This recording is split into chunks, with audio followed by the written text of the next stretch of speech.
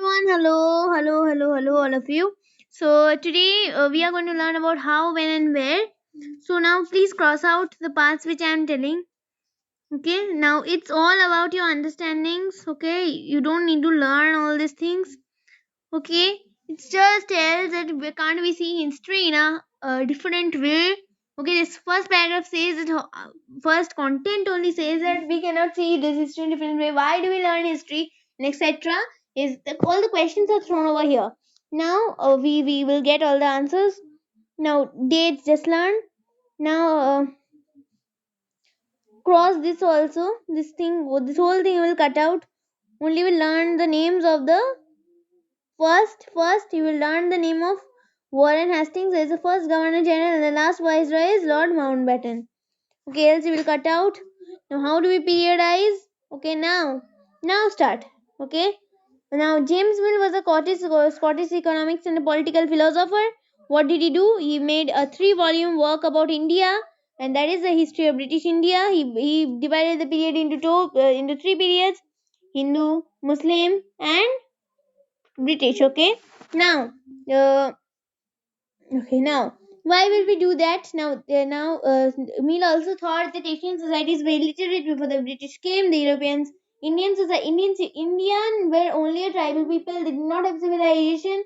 Okay, therefore, Mill thought that we have to be uh, we can be civilized only under the British rule. But then this was not the correct thinking, because we had the Harappan civilization many years ago, before the British had come. Harappan civilization had the very elaborate drainage system.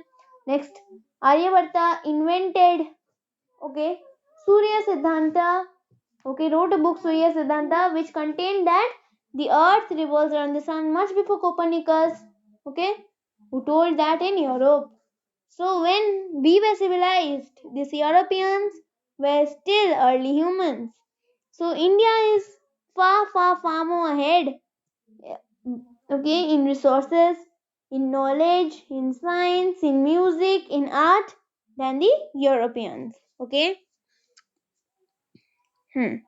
Now, why can we will we call the medieval period as the Muslim period or the Hindu period?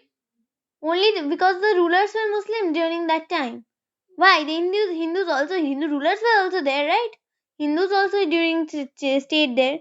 That's why what did Indian historians do? Divide the period into three. Okay, three basics: ancient, medieval, and modern. Now the question is being thrown here also that in the medieval period, in the Gupta age, that is in the ancient India, the economic progress was more than the modern period. In the modern period, under the colonization rule, we did not have anything. We did not have the British did not give us anything only. We did not have freedom of ours, equality of ours, etc. We do not have. So this was also a wrong point of time, right? Now, what is colonial? We'll learn this. Okay, you will. I will. Okay, now this much I am telling you. In this book, you will read about the way that the British came to conquer the country and establish their rule. Just once only, you just read the history of British India, please. Okay. You will see how they established the rule over the local Nawabs and the Raja. You will see how they controlled the economic and the society of the country. You will see how they collected revenue, they brought groups, and how they exploited us basically. Okay, under colonization. Now, administration. Now, the British believed that every writing was very important. So every document was written down, and those were preserved also. Okay, under the culture, memos, notings, and reports. Okay, so from every official and non-official documents were written and kept. Okay. Now, surveys, the practice of surveying also became very important during this colonial time. The British believed that the country had to be popularly known before it is effectively administered. That's why what did they do? They took help of their surveys to know about the people of the country. Now,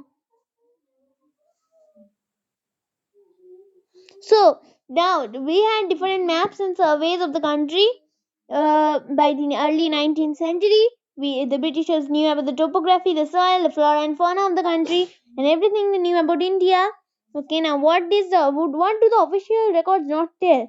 Now the official records tell us only about the rulers, Okay, only about the rulers. They do not tell us about the local people. Okay, they were interested to preserve the posterity.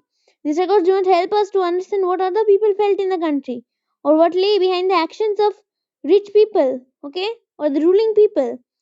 For that, we need to look elsewhere. When we begin to search for those sources, we find them in plenty, though they are more difficult than the official records. Okay, we see that people also wrote about themselves during that period. This is we find the travelers and autobiographies of important personalities, popular booklets, okay, sold in the local bazaars.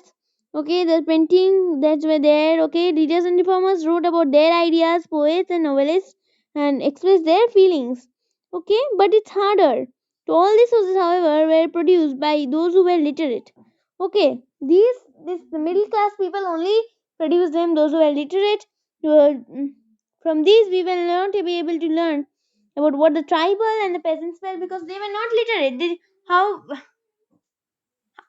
sorry everyone. How will they write about themselves? Okay, the workers in the mines they were not, or the poor in the street they were not literate. Getting to know about their life is a more difficult task. Yet this can be done if you make a little bit effort. When you read this book, you will see how this can be done. Okay, so read this. So just read this book, and as I teach you about this book, you will see how it can be done. Okay.